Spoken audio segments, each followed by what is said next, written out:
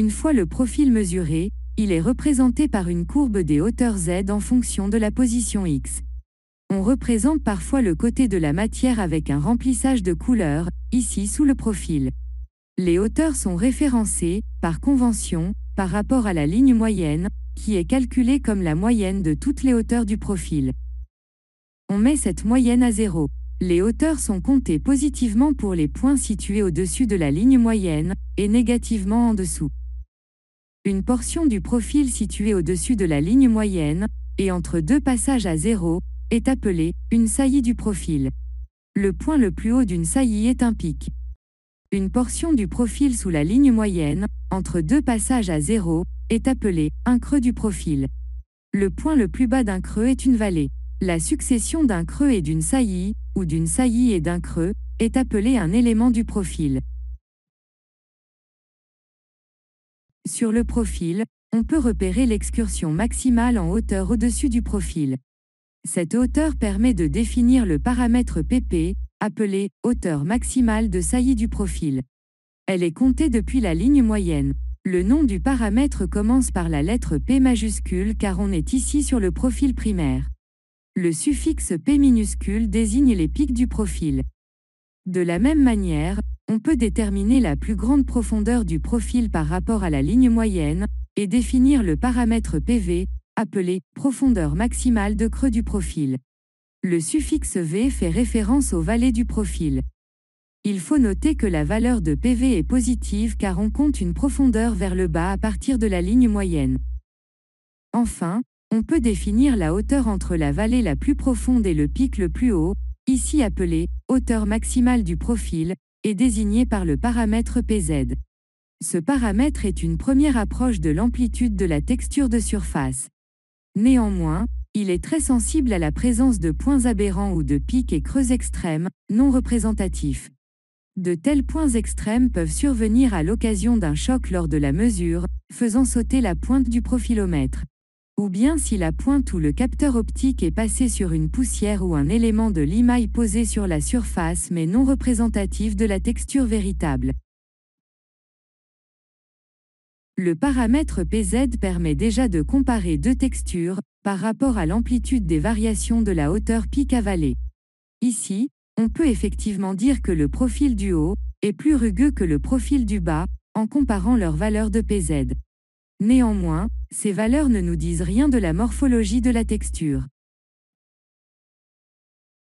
Ici, les deux profils ont exactement la même amplitude de rugosité.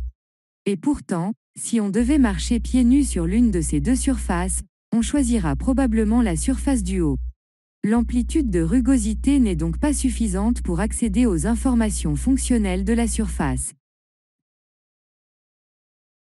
En pratique, on calcule le plus souvent les paramètres sur un profil filtré. Le filtrage consiste à calculer un profil ne comportant que les longueurs d'onde les plus longues. Il en résulte une courbe de tendance qui suit les grandes variations de hauteur, sans entrer dans chaque aspérité. C'est le profil d'ondulation. Le filtre gaussien, ici avec un cutoff de 2,5 mm, étant affecté d'effets indésirables sur les bords, le profil filtré est amputé de chaque côté d'une longueur égale à un demi-cutoff. La longueur résultante est appelée la longueur d'évaluation. Le profil de rugosité est calculé en soustrayant la courbe d'ondulation au profil primaire. Il est donc lui aussi amputé d'un demi-cutoff de chaque côté. Les recommandations des normes ISO 4287 et ISO 4288 précisent que le profil de rugosité est ensuite décomposé en secteurs appelés longueurs de base, ayant une largeur égale au cutoff choisi pour le filtre. Ces longueurs de base permettent de calculer les paramètres sur plusieurs sous-parties du profil, pour fournir une valeur moyenne, qui est en principe moins affectée par les points extrêmes sur le profil. Cela permet de stabiliser les résultats issus d'un profilomètre à contact utilisé dans un environnement bruyant, comme en bord de ligne de production. Par défaut, la norme indique qu'on utilise 5 longueurs de base, mais cette valeur peut être modifiée selon les applications et la taille de la pièce mesurée. On calcule donc les paramètres d'amplitude sur chaque longueur de base, et on obtient autant d'estimateurs par paramètre que de longueurs de base. Le paramètre final est calculé par la moyenne de ces estimateurs. Il est à noter que certaines normes nationales, comme la norme américaine ASME B46.1, n'utilisent pas la notion de longueur de base et proposent de calculer dans tous les cas le paramètre sur la longueur d'évaluation. D'ailleurs, la nouvelle norme ISO 21920 supprime également ces longueurs de base pour la plupart des paramètres, sauf pour les paramètres liés au pic et creux, RP, RV et RZ. Pour compléter ces trois paramètres, on peut aussi introduire la hauteur totale, RT calculée comme la somme du plus grand estimateur de RP et du plus grand estimateur de RV. On note que RZ est toujours inférieur ou égal à RT, et que dans le cas du profil primaire, RT égale RZ, puisqu'il n'y a pas de longueur de base dans ce cas. On a donc 4 paramètres que l'on peut décliner sur les 3 profils, soit 12 au total.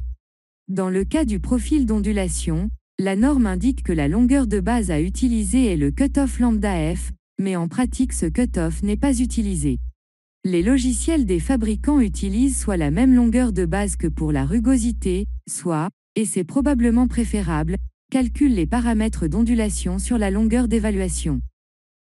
À nos 4 paramètres d'amplitude, nous pouvons en ajouter 4 autres, classés également dans la catégorie des paramètres d'amplitude, avec RA, RQ, RSK et RKU.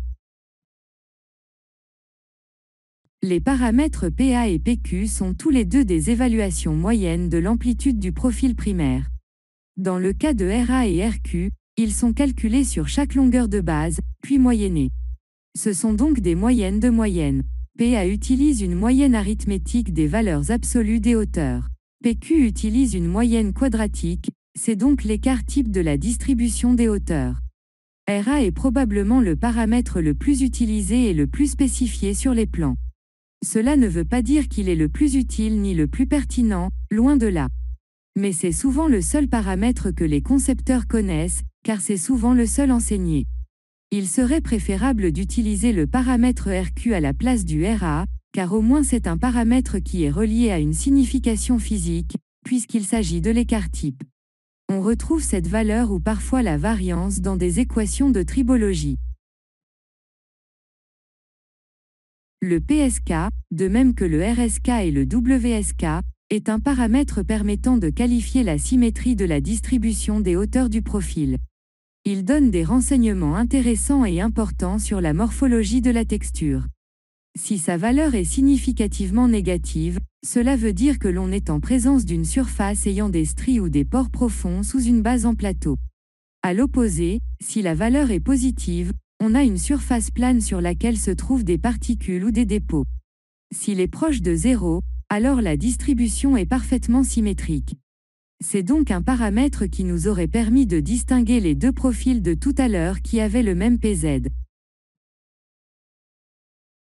Le PKU permet d'évaluer l'aplatissement de la distribution des hauteurs du profil. C'est-à-dire de savoir comment se répartissent les hauteurs entre le min et le max. Si la valeur est significativement supérieure à 3, alors on a affaire à une distribution étroite, avec la plupart des points à proximité de la moyenne, et quelques points extrêmes éloignés.